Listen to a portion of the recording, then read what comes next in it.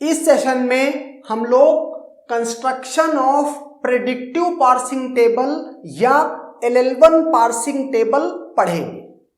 Okay, तो पहला point यहां मैं बता दूं कि जो ये प्रेडिक्टिव पार्सिंग टेबल है या LL1 पार्सिंग टेबल है, ये किसी भी कॉन्टेक्स्ट फ्री ग्रामर के लिए टेबल जनरेट की जा सकती है, बनाई जा सकती है, कंस्ट्रक्ट की जा सकती है।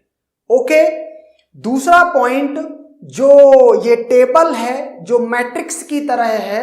ओके, तो इसमें जो मैट्रिक्स की सेल्स हैं उन पर जो कंटेंट स्टोर होगा वो होंगे प्रोडक्शंस, ग्रामर के प्रोडक्शंस। ओके, तो कहता है कि अगर जितनी भी मैट्रिक्स की सेल्स हैं, टेबल की जितनी भी सेल्स हैं, उसमें से अगर किसी भी सेल में मल्टीपल एंट्री नहीं है, किसी भी सेल में, तो इसका मतलब है जिस ग्रामर के लिए ये प्रेडिक्टिव पार्सिंग टेबल कंस्ट्रक्ट की जा रही है वो ग्रामर LL1 ग्रामर है। और अगर किसी भी सेल में, किसी एक सिंगल सेल में भी मल्टीपल एंट्रीज हैं, दैट इज मल्टीपल प्रोडक्शंस हैं। ओके, इट मींस कि जिस ग्रामर के लिए आप ये प्रेडिक्टिव पार्सिंग टेबल कंस्ट्रक्ट कर रहे हो वो ग्रामर LL1 ग्रामर नहीं है।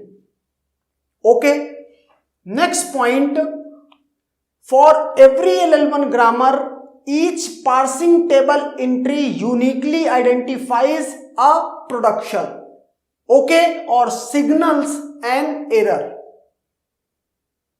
ओके, अब ये देखते हैं कि यहां पर मीन्स जो पार्सिंग टेबल है, जो LL1 पार्सिंग टेबल है या आप बोल लीजिए प्रेडिक्टिव पार्सिंग टेबल है, उसमें ये प्रोडक्शन जो मीन्स इंसर्ट किए जा रहे हैं, ऐड किए जा रहे हैं, कैसे किए जा रहे हैं।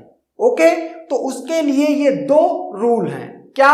For each production A to alpha do the following. क्या? पहला, for each terminal A in first of alpha, first of alpha में जो टर्मिनल हैं जितने भी, ओके, उन सब टर्मिनल में जो टेबल की एंट्री होगी MAA, कैसी एंट्री होगी?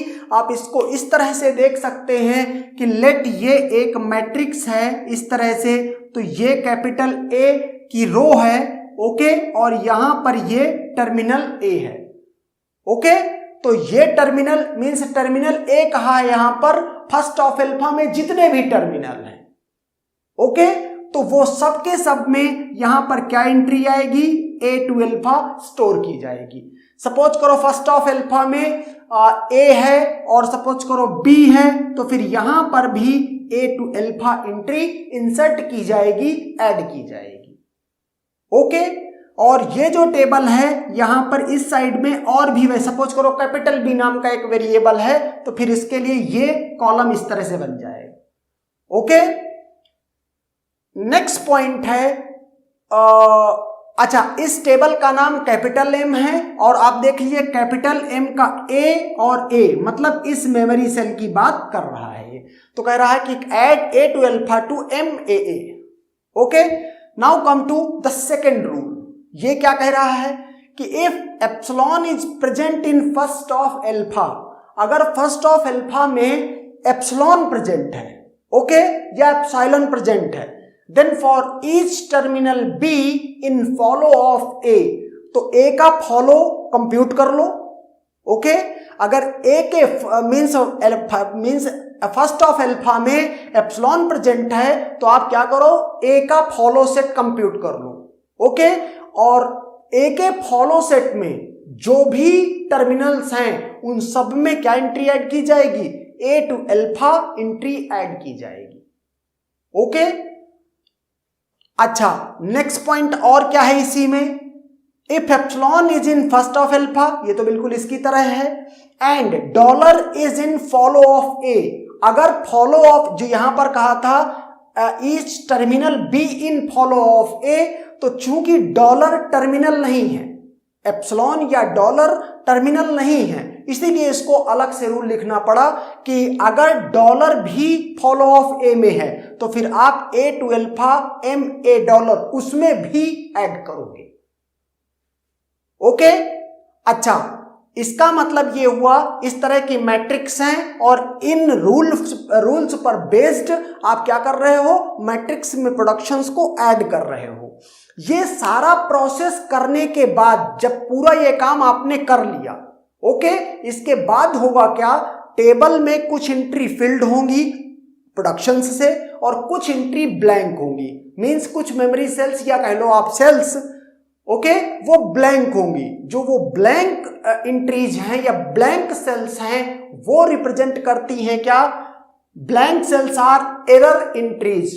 ओके, ये पॉइंट कैसे है कि वो एरर एंट्रीज है, जब मैं आपको किसी स्ट्रिंग की पार्सिंग सिखाऊंगा, okay, with the help of this LL1 parsing table और प्रेडिक्टिव पार्सिंग टेबल, उस समय आपको ये दिख जाएगा कि अगर सपोज करो कोई इनपुट पढ़ने के बाद टेबल की कोई एंट्री में देखने गया ताकि उसका प्रोडक्शन में यूज कर लूं, ओके, और वहां उस मेमोरी सेल में जहां पर मैं देखने गया था वो मेमोरी सेल ब्लैंक है, ओके, मींस वो लुक अहेड देखने पर, वो इनपुट देखने पर मुझे वो प्रोडक्शन उस मेमोरी सेल का प्रोडक्शन यूज करना था, लेकिन उस जगह पर प्रोडक्शन है ही नहीं। इसका मतलब पार्सिंग हो ही नहीं सकती। इसका मतलब कि ये एक सिंटैक्स एरर है, ओके, एंड दैट्स डन।